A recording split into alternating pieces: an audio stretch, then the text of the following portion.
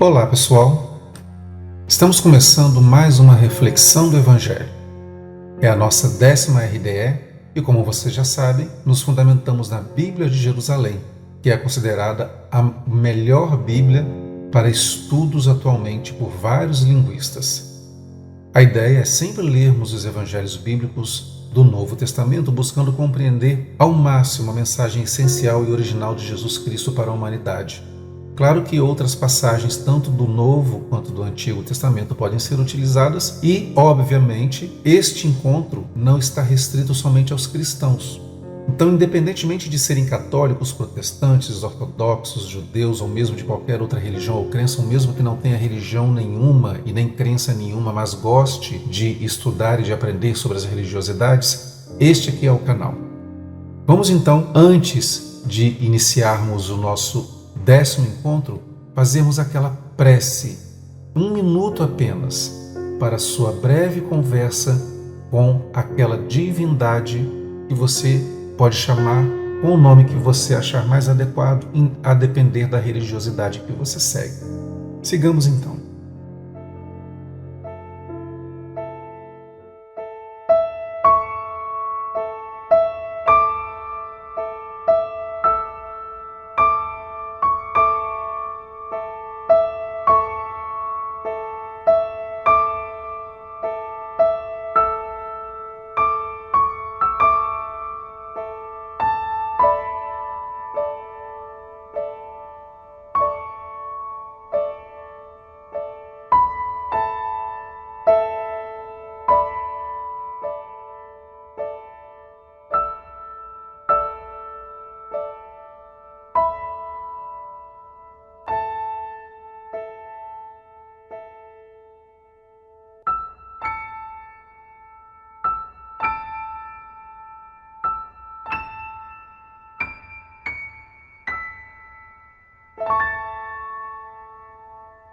Muito bem. Agora que já fizemos este momento de pausa para acalmarmos as nossas mentes e os nossos corações e ligarmos-nos com as coisas do céu, tentando nos desligar por alguns momentos das coisas do mundo, vamos fazer um breve resgate sobre as nossas RDEs desde o início. Temos falado aqui nos nossos encontros sempre da postura cristã. E essa postura cristã, ela se assemelha às posturas que são defendidas pelos outros mestres das outras religiosidades, que são posturas de preocupação com o próximo, posturas de desejar o bem coletivo, posturas de desenvolver características e qualidades em si mesmos que auxiliem a ampliação e a melhoria da sociedade e do planeta como um todo. Posturas que normalmente a maioria de nós não tem, em função das determinantes mundanas. Então a maioria de nós se rende realmente às posturas egoístas, individualistas, eu primeiro, segundo eu, terceiro eu e talvez por último próximo. Normalmente nós nos rendemos às determinantes mundanas e tratamos isso nas RDEs anteriores. E fica parecendo que ser cristão ou querer seguir o caminho correto de acordo com os mestres que nós seguimos, significa dizer sim o tempo inteiro. Significa se submeter o tempo inteiro à vontade alheia. Por isso que o encontro de hoje tem este título. Ser cristão não é ser bobão e nem bobona. E por isso vamos utilizar Mateus 25. E aqui, quando a gente fala ser cristão, também ser budista não é ser bobo. Também ser hinduísta não é ser bobo. Nesse sentido de ser extremamente 100% submisso às vontades alheias. Porque as vontades alheias normalmente estão contaminadas pelas determinantes do mundo. E aí o bom cristão, ele precisa saber reagir a essas determinantes do mundo. Por isso vamos utilizar o Mateus 25, que é um capítulo muito interessante. Ele é composto de 3 parábolas.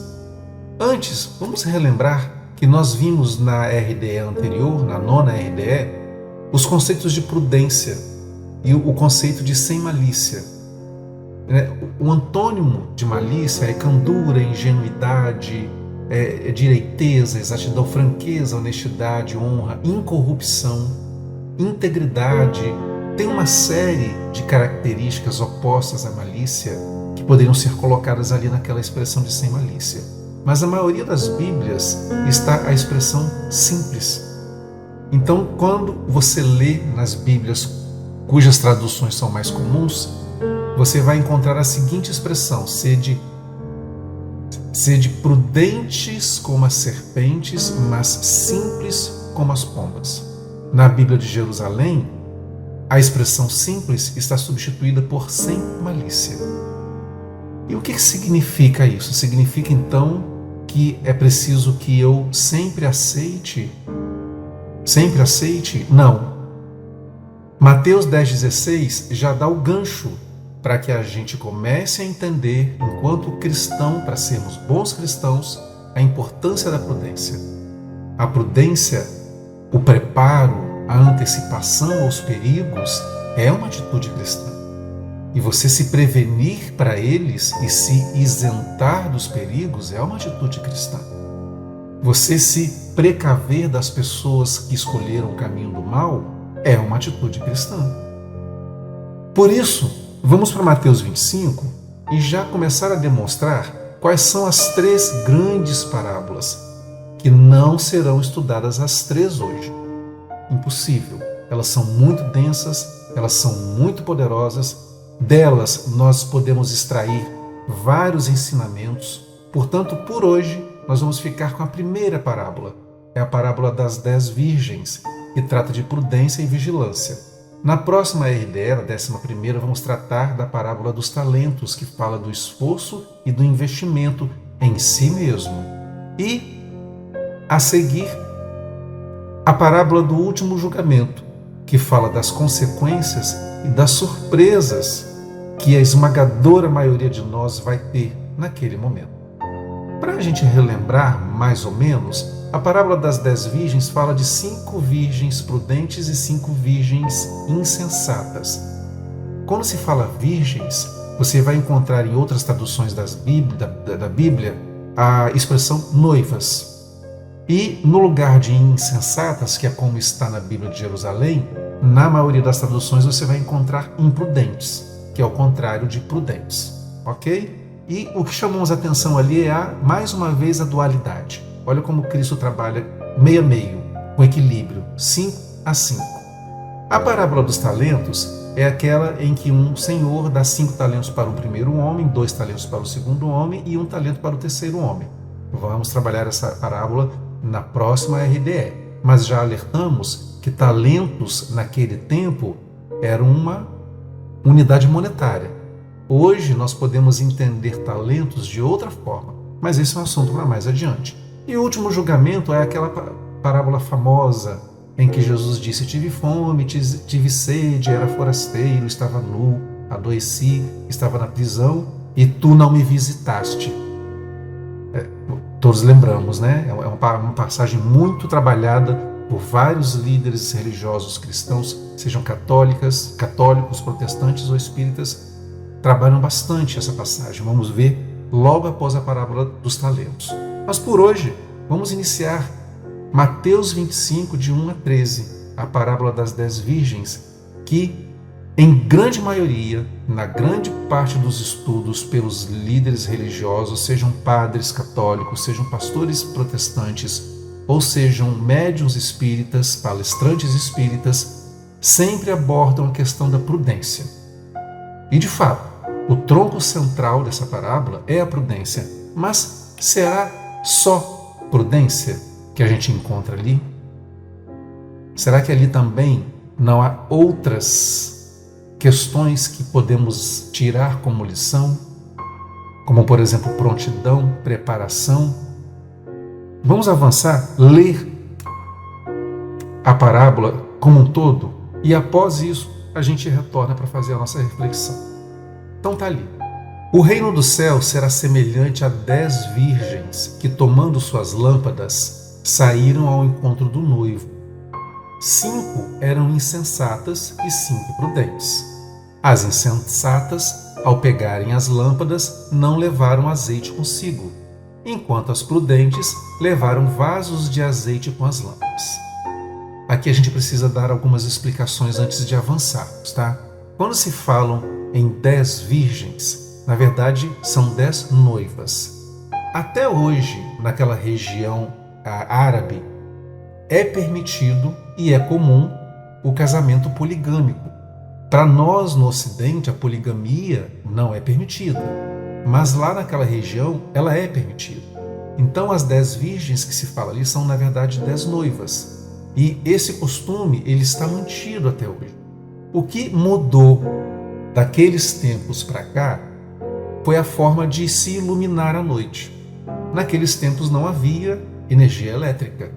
A forma de iluminação era por lâmpadas, e o combustível dessas lâmpadas era azeite. Em algumas versões da Bíblia você vai encontrar óleo no lugar da palavra azeite, mas era azeite mesmo. Para alimentar então a chama, o azeite era esse combustível. Para sair à noite era necessário sair com essas lâmpadas. Ok? Então vamos avançar. Atrasando o noivo, todas elas acabaram cochilando e dormindo. À meia-noite, ouviu-se um grito: "O noivo vem aí! Saí ao seu encontro!" Todas as virgens levantaram-se então e trataram de aprontar as lâmpadas. As insensatas disseram às prudentes: "Dai-nos do vosso azeite, porque as nossas lâmpadas apagam-se." As prudentes responderam: "De modo algum.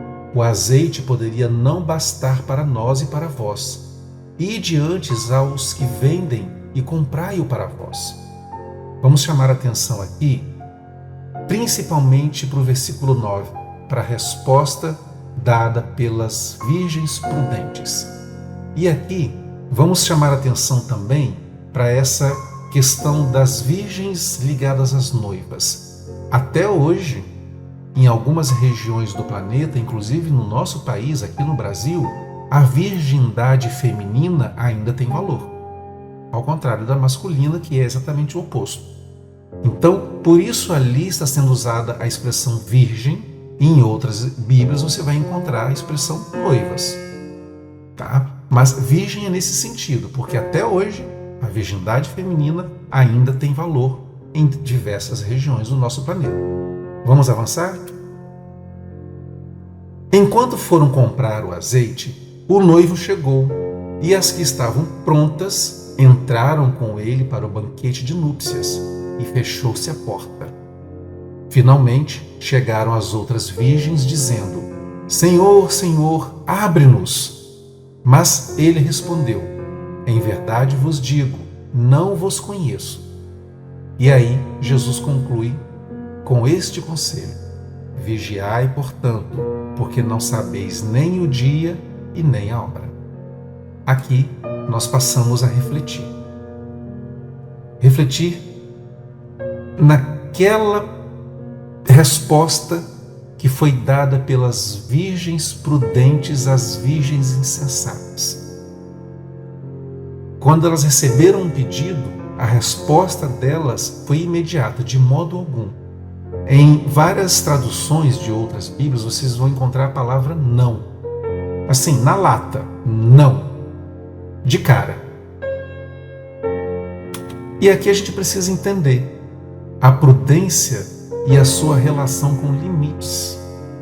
Então, vejam a prudência das 10 virgens, lembremos-nos lá de Mateus 10,16, em que Jesus aconselha a sermos prudentes como as serpentes, e vamos rever aqui a resposta que as virgens prudentes deram. De modo algum, vírgula, o azeite poderia não bastar para nós e para vós, ponto. Ide antes aos que vendem e comprai-o para vós. Conseguiram perceber na resposta das virgens? Entendam que isso é uma parábola, vamos relembrar, tá? Jesus está contando uma parábola, não foi um fato real. Tá? Então, como Jesus está criando essa parábola, há elementos ali de raciocínio lógico, há uma crescente aí. como a gente já chamou a atenção, essa crescente é quase matemática.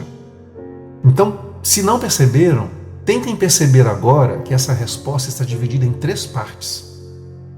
A primeira parte que vai até a vírgula, a segunda parte que vai até o ponto e a terceira parte que vai até o último ponto e encerra a questão. Por isso, como fica difícil de ver ali no texto escrito retilinamente, vale a pena a gente ver um esquema. Mateus 25 e o não cristão. Porque o que as virgens prudentes fizeram, se você olha no primeiro momento, nossa, que maldade, que custava, né? Ter dado um pouquinho, né? Emprestado um pouquinho do azeite. Mas vocês perceberam que elas disseram não, que é a primeira etapa, que é dar a negativa. E logo em seguida, elas entraram na segunda etapa e explicaram o motivo. Elas disseram que não iam dar do azeite delas, que era um combustível para se iluminar à noite. Por quê?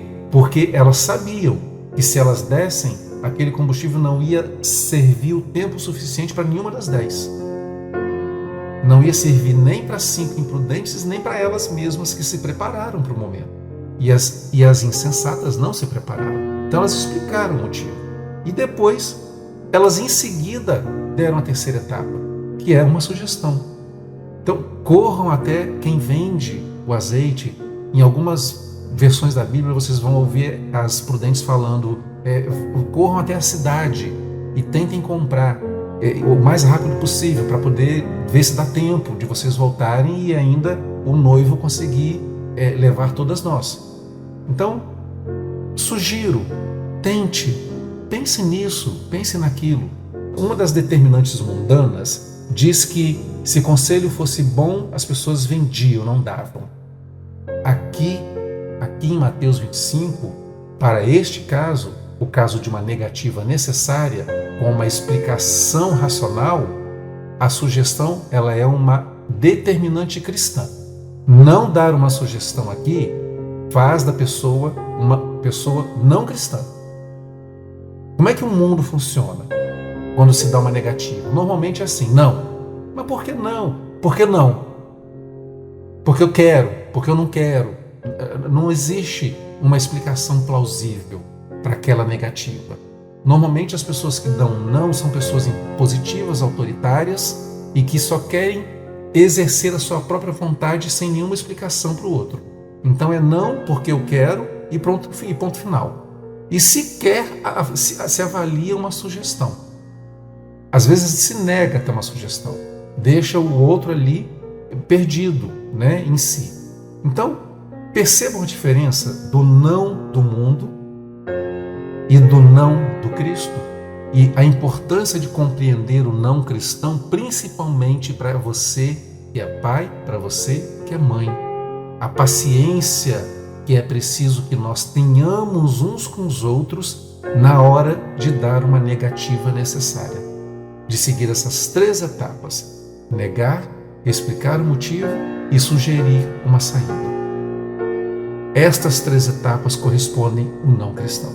Se uma delas for negligenciada, o seu não é um não mundano. E aí você não estará sendo cristão. Seguindo esse raciocínio, vamos pedir que vocês pensem em alguma situação de suas vidas em que alguma negativa deveria ter sido dada, mas não foi dada. Vocês não deram essa negativa. E com as justificativas abaixo, para não magoar a pessoa, ou para manter a imagem boa, positiva que você tem, ou para manter aquele relacionamento, ou por interesses pessoais. Estamos nos avaliando aqui, né? Temos nossos interesses pessoais. Ou por medos diversos, e aí cabe a cada um avaliar os seus próprios medos, ou por uma situação de submissão, normalmente aquelas ligadas aos relacionamentos conjugais ou aos relacionamentos de mercado, de trabalho, né? Empregado em relação ao empregador e outras justificativas mais para não ter sido dado aquele não necessário. E aqui a gente ressalta que limites são atitudes cristãs. O meu pai foi militar por muito tempo. Eu acho que vale a pena contar aqui esse caso rápido, que ele me ensinou desde criança. Uma das primeiras coisas que ele, lá na década de 60, aprendeu dentro do quartel é que ordem absurda não se... Repetindo, ordem absurda não se cumpre. Então vejam bem, isso dentro de uma disciplina militar. Saiamos desse ambiente, vamos para o ambiente civil, para o ambiente mais comum. Se está sendo feito um pedido ou se está sendo dada uma determinação absurda para cima de você, avaliar essa determinação ou esse pedido e, se for necessário dar um não, que o não siga aquele roteiro cristão. Não porque isso, porque aquilo, e a sugestão que eu dou é essa ou aquela. Para quem já tem uma certa experiência de vida, já deve ter percebido que algumas pessoas já atuam dessa forma naturalmente, mesmo não sendo cristãs. Outras pessoas que são cristãs, que frequentam templos cristãos, não têm essa postura. A postura é autoritária, a postura é determinística, é de mandar, de ordenar, como se fosse um senhor ou uma senhora, e mesmo sendo cristão. Não compreendeu Mateus 25 e a parábola das 10 virgens dentro dessa nuance dos limites necessários. E, olhando com calma, olhando a resposta dada pelas virgens prudentes, a gente pode concluir que ser cristão não é ser bobão e que a tudo e a todos diz sim. Não temos que ceder sempre, e principalmente porque alguém tem algum cargo de autoridade. Não tem que dizer sim para um pastor evangélico, ou para um padre católico, ou para um palestrante ou médium espírita, porque ele está numa posição superior à sua. Avalie o que está sendo proposto, o que está sendo pedido. Se o que está sendo pedido de você é um absurdo, diga não e explique o porquê. Em vários ambientes religiosos, principalmente quando se trata de questões materiais e referentes a dízimo, e nós já falamos sobre dízimo aqui numa das RDS passadas, pedem-se coisas absurdas. Pede até o que a pessoa não tem. E a pessoa, com medo de magoar Deus, cede e dá até o que não tem. E aí, a negativa necessária, a negativa cristã não foi dada. Por que não foi dada? Porque a pessoa tinha medo, ou estava numa situação de submissão, ou porque não compreendeu estas 3 etapas do não cristão.